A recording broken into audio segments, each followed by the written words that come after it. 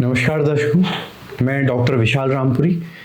मैं एक board certified plastic and cosmetic surgeon हूँ। मैं फाउंडर डायरेक्टर हूँ Siyasha centre for advance cosmetic surgery का, जो कि साकेत नगर भोपाल में स्थित है। मैं आज आपसे बात करने वाला हूँ हेयर ट्रांसप्लांट्स के बारे में, क्योंकि हेयर ट्रांसप्लांट आजकल बहुत फ्रीक्वेंटली होने लगा है, बहुत रेडिली अवेलेबल है। सर्जरी बहुत हद तक सेफ़ है अगर आपने राइट सर्जन चूज़ किया हो तो मोटे मोटे तौर पे देखा जाए तो 2 मेथड्स होते हैं जिससे हम हेयर ट्रांसप्लांट प्रोसीजर को परफॉर्म करते हैं। एक होता है फॉलिकुलर यूनिट ट्रांसप्लांटेशन, जिसको FUT बोला जाता है। दूसरा होता है फॉलिकुलर यूनिट एक्सट्रैक्शन, जिसको FUE बोला जाता है। दोनों में ही हम हेयर लेते हैं और उसको आपके स्कैल्प के पीछे के एरिया से हेयर्स लेते हैं, जिसको हम आगे आपके बॉल्ड एरिया में इम्प्लांट करते हैं। तो इसमें जो एक सैद्धांतिक अंतर है दोनों चीज़ों में, FUT में हम एक स्ट्रिप ऑफ स्किन लेते हैं, आपके स्कैल्प के एरिया के अकॉर्डिंग हम मेजर कर लेते हैं कि कितना हम सेफ लिमिट्स में एक स्ट्रिप ऑफ स्किन ले सकते हैं।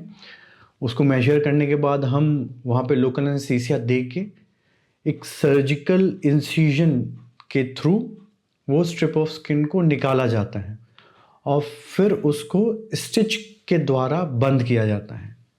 ट्राइकोफाइटिक क्लोजर किया जाता है, जो कि एक एडवांस मेथड है स्कार को क्लोज करने का, जिससे आपके सर के पीछे स्कार विजिबल नहीं होता है, किसी को दिखेगा नहीं, आपको महसूस होगा कि वहाँ स्कार है। सर्जरी के बाद उस स्कार का ऐसा स्पेशल प्रिकॉशन नहीं लेने की ज़रूरत पड़ती है कि उसमें रेगुलर ड्रेसिंग्स चाहिए या उसको आपको एक तरीके से मेंटेन रखना है, नहा नहीं सकते, ऐसा कुछ भी नहीं है। रेगुलर उसमें कुछ एक स्कार केयर होता है जिसको आपको फॉलो करना पड़ता है कुछ समय तक, और लगभग 2 हफ्ते में हम स्टिचेस को निकाल देते हैं। और स्कार जो है वो फिर धीरे धीरे हील अप होता है, उसको हील होने में समय लगता है, मैच्योर होने में समय लगता है, बट ये भी इनविजिबल मेथड है। दूसरा जो है आजकल बहुत फेमस है, हर कोई स्कारलेस टेक्निक से अपने हेयर ट्रांसप्लांट प्रोसीजर कराना चाहता है, तो उसको बोलते हैं FUE, फॉलिकुलर यूनिट एक्सट्रैक्शन। उसमें हम क्या करते हैं कि हम जो आपका स्कैल्प का पीछे का हिस्सा है सर के, उसके हम एक एरिया को मार्क आउट करते हैं जहाँ पे हमें जेनेटिकली सबसे अच्छे बाल मिलते हैं। फिर हम स्पेशल इंस्ट्रूमेंटेशन द्वारा, स्पेशल पंच आते हैं, स्पेशल मशीन्स आती हैं, उनके द्वारा अंडर लोकल एनेस्थीसिया में एक एक हेयर रूट को निकाला जाता है। फिर उसको हम प्रिजर्व करते हैं। प्रिजर्वेशन मटेरियल या तो कोल्ड सलाइन होता है, आजकल जो हम यूज़ करते हैं वो PRP होता है, GFC होता है, उसमें हम प्रिजर्व करके रखते हैं और फिर उस एक एक हेयर रूट को हम आगे आपके बॉल्ड एरिया में इम्प्लांट करते हैं। तो इसमें हमारे पास जो अंतर है कि हमें जो हेयर रूट्स हैं FUE में हमें तुरंत मिल जाते हैं, और FUT में फिर हमें ऑन टेबल हर एक बाल को अलग से निकालना पड़ता है, अलग से साइड टेबल पे लेके उसको निकालने के बाद फिर हम उसको इम्प्लांट करते हैं। तो दोनों ही मेथड अच्छे हैं, दोनों मेथड में कोई दिक्कत नहीं है।